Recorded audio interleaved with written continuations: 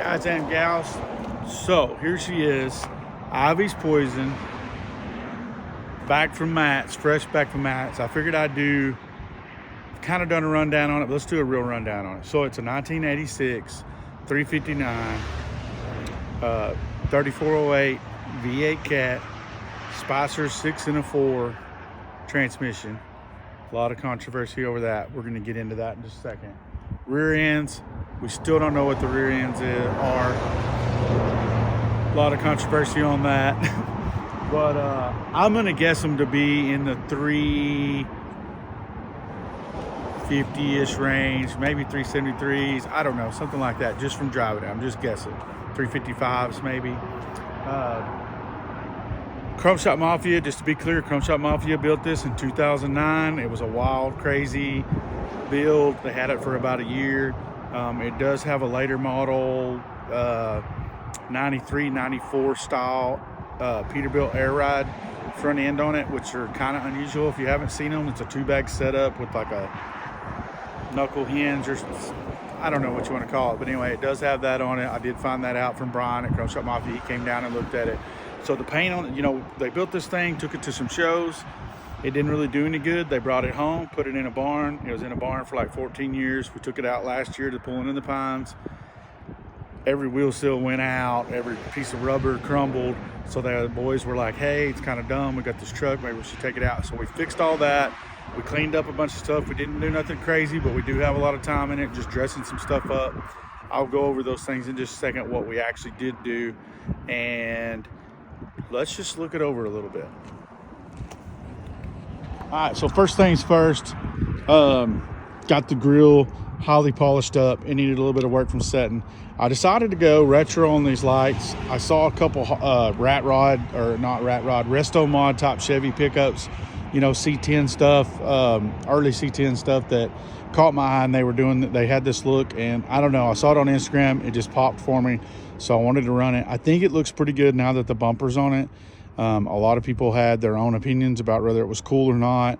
Everybody thinks it's cool, but it needs to be on a vintage style pickup. This is a vintage truck, but it has kind of a new style paint job on it, and they said it doesn't, the vintage doesn't really fit the truck. But I decided to run them anyway. I felt like it grabbed attention, whether people loved or hated it. Any attention's good attention, so we took it. It had a button light here for the turn signals. I put a mini Hero watermelon just so it just kind of jumped out, and it matches the top. It had button lights for cab lights. You couldn't really see them. I put Heroes up there too that turned blue.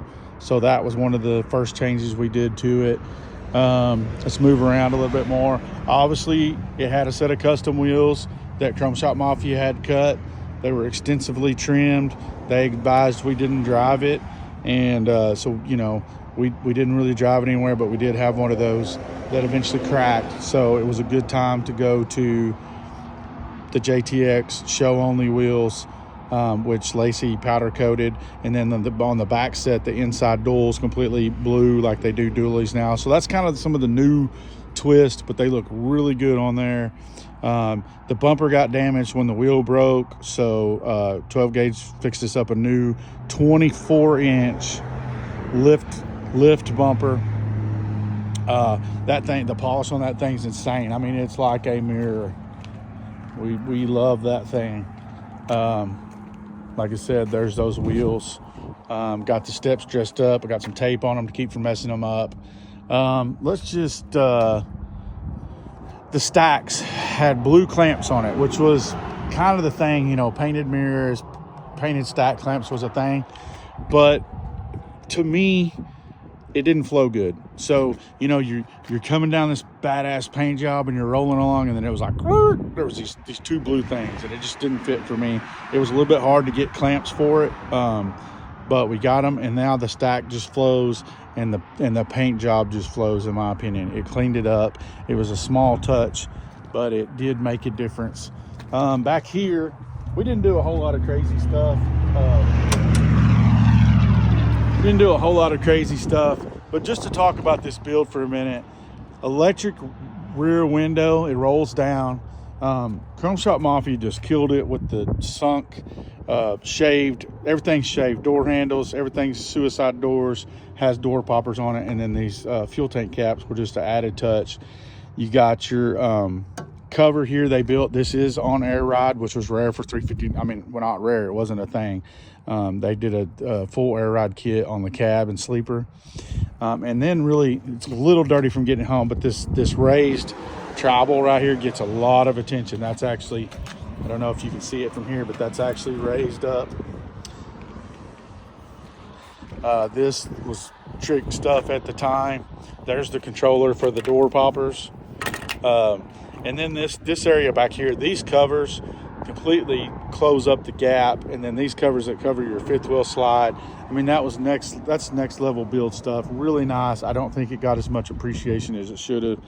Obviously, you've got a panel there, and then these fenders were hot for a little bit. And there's the wheels.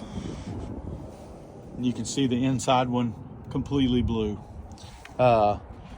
Then as far as lights go, the lights were a little outdated. We went ahead and took the 4-inch rounds out, put the trucks with the Roadworks bucket with the trim ring, which we had powder coated. And so these lights go from amber to blue, which is what everybody wants to see at shows these days. So it made that tail section just kind of pop. At Matt's, we didn't really get to run the lights per se. But there she is, just kind of overall running down. This paint job, whether you like the tribal or not, it's absolutely beautiful and has held up super good over time, considering that it's 14 something years old. Just this truck for me is so mean. This is the shot. This thing is just mean with that chops 4 inches out of the roof, big drop visor. This is where it's at. This scene right here is where it's at. That billet grill. Just some of the things we're talking about here. All right, so on the inside, I'll go ahead and pull this towel up, but the painted floor, just as nice a job. They did a special dash in this. It's very smooth, very painted, looks really good. The sticks originally were made out of a material like this for the tribal theme, which was cool to go with the theme, but they didn't really work good at all.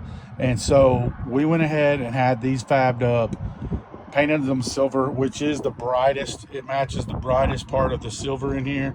It's pretty hard to match this blue, and there's less silver to compare it to, so that's why we picked the silver color. A lot of people ask why they weren't blue, but also the blue shift knobs didn't really pop on the blue, because we actually painted one blue just to test it. The blue shift knob didn't pop on a blue shift lever, so it looked better with the silver. It was easier to match to something, and the knobs really pop now. We had the guys over at Metal Flake City got those for us. They've got the Peterbilt emblem in the top. They're sparkly blue. And that dash on all these 359 dashes, y'all already know, beautiful. And in the back, we do have the big whopping stereo system. I'm sure y'all saw plenty of video and pictures of it.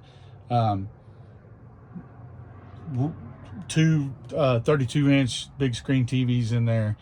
And then I added some Roadwork Mini Heroes here, and then some LED light strips in the back, which I'm sure you saw, which it had some blue lights in here, but it didn't really pop, so we needed something that was going to pop. Another thing we didn't really get to show off at Matt's, but we will when we go to 75 Chrome Shop. It lights up the inside pretty good. These pedals are the RWC, which is rear wheel components pedals, with some stick-on Peterbilt emblems there. We changed these out because the old pedals that just had the little rubber pieces, which were all the rage at the time this truck was built, they actually, little rubber pieces came unglued and fell down, and actually got a bunch of glue right here. I had to really work on this floor to get it up out of there. It kind of honestly messed up the floor a little bit from the glue, so that was a necessary change on the pedals. To get to real train horn in this bad boy, to get to the you can kind of see the door there. So with the window chop and the chop, there's not much window. Let's get it. Let's see if you can see out of this thing. Yeah, I mean, there's just, you're not getting a whole lot of, this is one of those things you cannot see very good out of this bad boy. One more thing I want to try to do here is I'm going to flip this camera around and slide under for all the naysayers on the 6x4. It is a real twin stick. It does work. Maybe you think it doesn't because of the way I was shifting it in the video. Whatever. Be right back. We're going to dispel all the rumors. All right, guys and gals, we're back talking about the transmission. I'm going to slide this phone with the reverse screen underneath the truck so you can see for yourself that it does have the extra transmission box.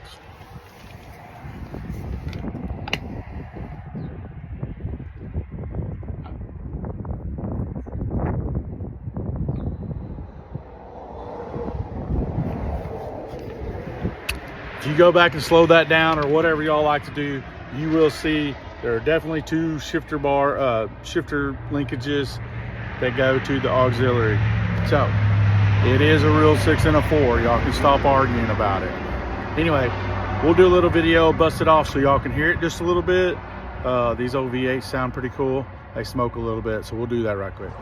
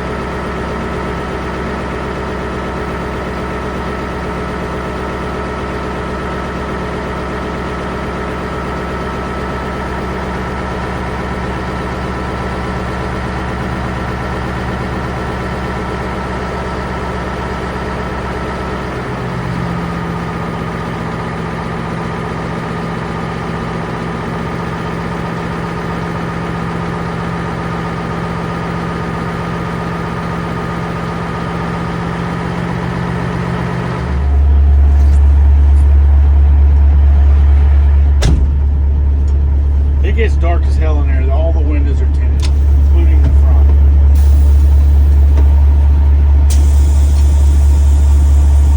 Alright, so there's first. Main box is in first, but I'm going to go ahead and put it in second.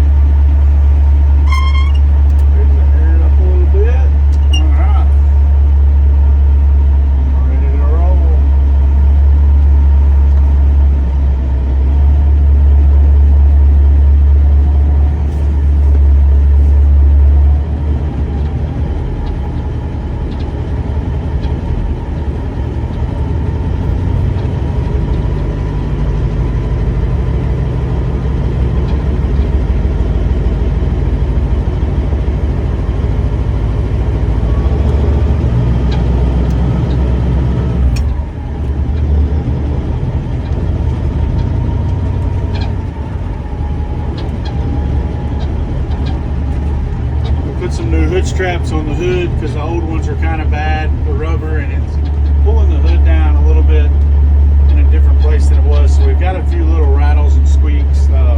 Not that these trucks didn't have that, but a little bit of extra added to the situation at the moment, because we are sucking the hood down a little bit more than we were, than it's been used to for the last few years. Dispel another rumor, 10-inch stacks are not loud. There's a lot of volume for them to go up. So everybody's like, well, I bet that thing's loud. It's not. 10-inch stacks are not classically loud. You want loud, you get a 5-inch elbow into a 6 or 7 when it flares up. Short, miter cut's pretty loud. 5 inches, very loud. So if you want loud, don't buy 10s. Another thing, classic thing about 10s that you need to know, you can't see shit around them. You have to put your mirrors way out. They're big. They cover a lot of ground. Anyway, just a quick deal. Second, there's third, and there's fourth. It's a real main box.